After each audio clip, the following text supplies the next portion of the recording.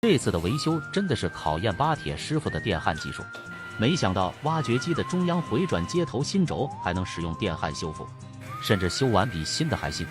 眼前这个是挖掘机回转系统中的新轴，因为润滑不足导致新轴磨损严重，让挖掘机在回转时经常出现向一侧跑偏的现象。由于是进口的配件，价格太过昂贵，所以只能拿到巴铁师傅的维修店进行维修。没想到维修的价格也不便宜，师傅直接开价2万卢比，还没等车主开始还价，师傅已经将其抱起，直接固定到车床上，心想只要开门进客来，就没有再拿回去的道理。由于新轴柱体上面有多道环形凹槽流荡，每个凹槽的磨损程度并不相同，于是师傅只能先利用车刀将凹槽车削一遍，从而增加每个凹槽的深度。这样后续在用电焊修复时，就能使材料与凹槽更好的结合，从而提高修复后的强度和耐用性。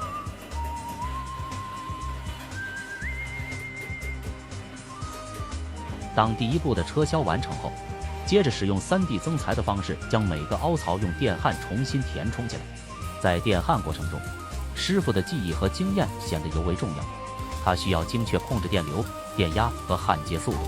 以确保填充材料能够均匀、牢固地附着在凹槽内壁上。同时还要考虑到电焊过程中产生的热影响，如果处理不当，可能会导致新轴出现热变形、热裂纹等问题，从而影响修复效果和新轴的整体性能。由于新轴柱体上每个凹槽都需要焊接，因此整个焊接过程会非常漫长。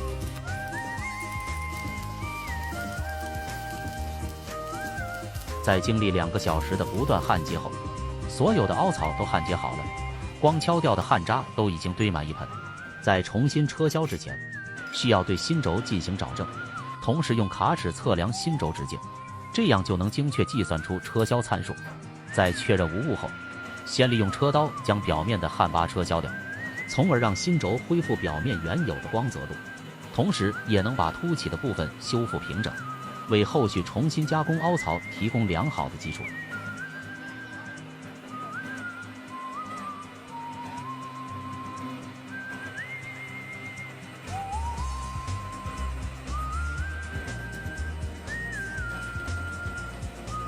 当表面的焊疤都车削掉后，接下来就是把新轴原有的凹槽加工出来。因为原有的凹槽在车削后遗留一定的痕迹，所以师傅也不需要过多的测量，只需沿着原有的痕迹进行车削即可。但是每个凹槽的深度并不相同，所以师傅需要精确掌控车刀的进铁量，以确保每个凹槽都能达到设计要求的深度。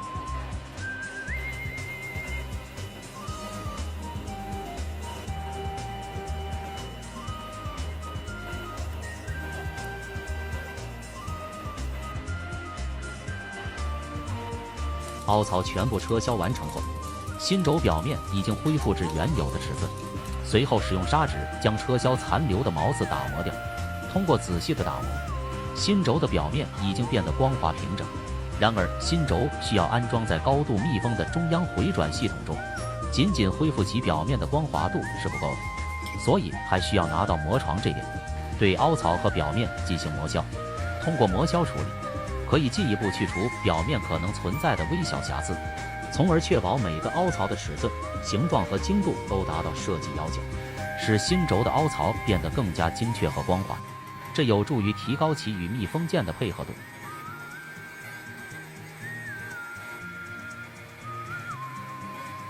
当磨削完成后，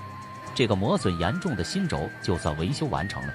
现在看上去比新的还新。师傅们通过精湛的工艺和技艺，成功地将一个看似无法挽回的磨损件，变成了可以重新投入使用的优质部件，